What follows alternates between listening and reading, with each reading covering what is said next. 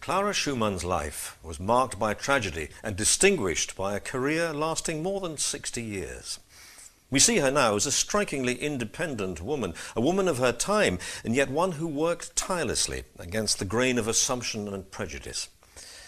From her earliest years, her father Friedrich planned every detail of her life, and music would be her means of expression before all others. After hearing her play in Vienna in 1838, Franz Liszt wrote, "She is totally absorbed in her art, but with nobility and without childishness.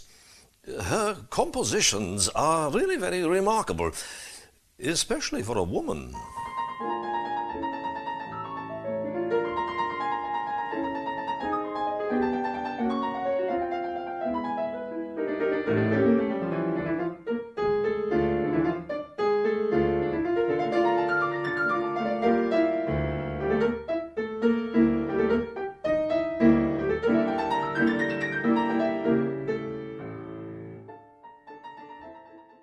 Beethoven and Bach were her idols in music, and she passed on this heritage to a generation of pupils who regarded it as their duty to play as honestly and faithfully as possible.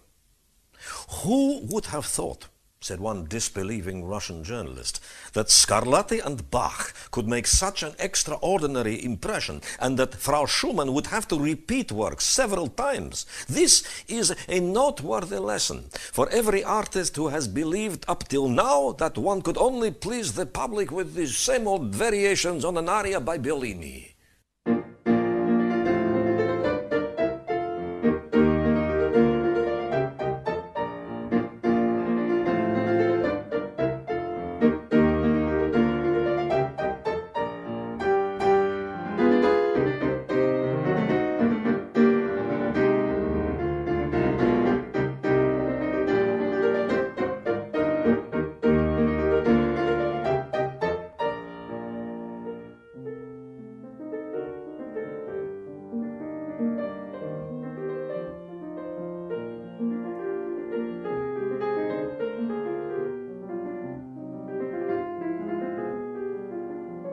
Robert Schumann was completely bewitched by Clara as a pianist, a musician, and as a woman, and he asked for permission to marry her when she was just 18 years old.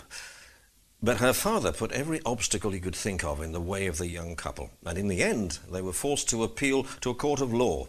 And in September 1840, one day short of her 21st birthday, they were finally wed.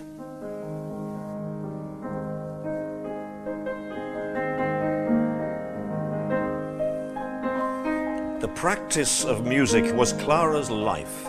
She called it the very air I breathe. She did this against overwhelming odds in a world where men made music and women listened to it. She was no feminist before her time, yet she was a working woman whose life and determination to succeed speaks to our time as much as it did then. At the age of 65, still writing in her diary, she reflected upon her life. "What I have possessed and lost, and yet how long have I gone on living and working? Where does one find the strength? I found it in my children and in art. They have sustained me by their love, and art has never played me false.